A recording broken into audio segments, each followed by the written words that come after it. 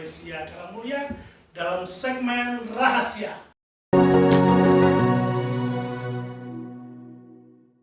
Renungan Harian Eklesia. Puji Tuhan, mari kita sama-sama membuka dalam Kolose pasal yang kedua, ayat yang ke-6 dan ke-7. Kolose pasal 2, ayat 6 dan ke-7, demikian firman Tuhan. Kamu telah menerima Kristus Yesus, Tuhan kita, karena itu hendaklah hidupmu tetap di dalam Dia. Hendaklah kamu berakar di dalam Dia dan dibangun di atas Dia.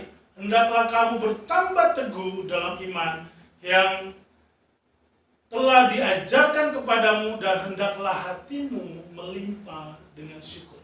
Puji Tuhan, banyak dalam kehidupan kita sebagai anak Tuhan, kita berkata bahwa saya sudah menerima Kristus sebagai Tuhan saya.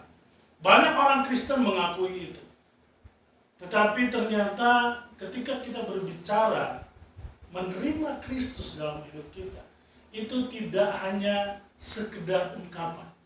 Demikian ciri-ciri orang yang menerima Kristus di dalam hidupnya. Yang pertama, hendaklah ia berakar di dalam Dia.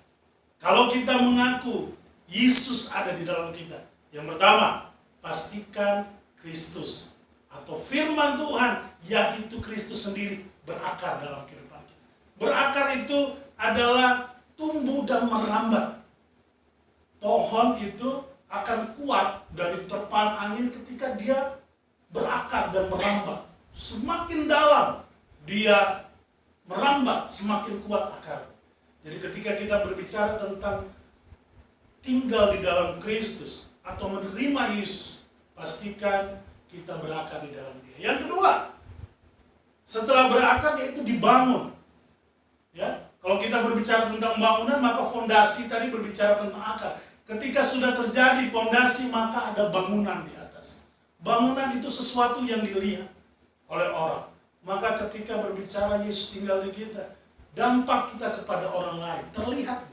Buah mangga manis asam itu yang merasa adalah orang yang mencicipi.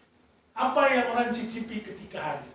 Ketika kita ada di satu tempat, apa yang orang rasakan? Damai sejahtera kah? Atau justru orang kabur karena ini tukang gosip, ini tukang apa? Pastikan apa yang orang rasa ketika kita ada.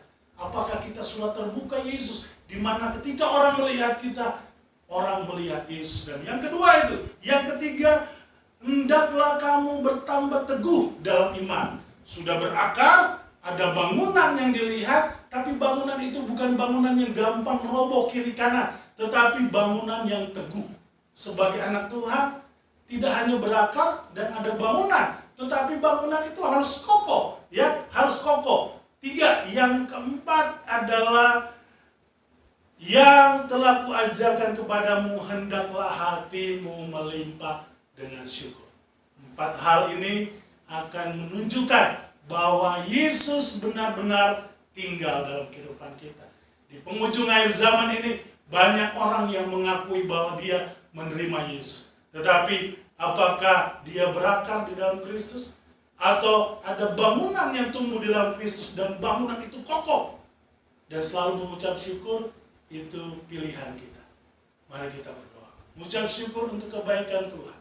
Biarlah kami yang mendengar firman ini, dimanapun siaran ini didengar orang, biarlah kami mau berakar di dalam Dia.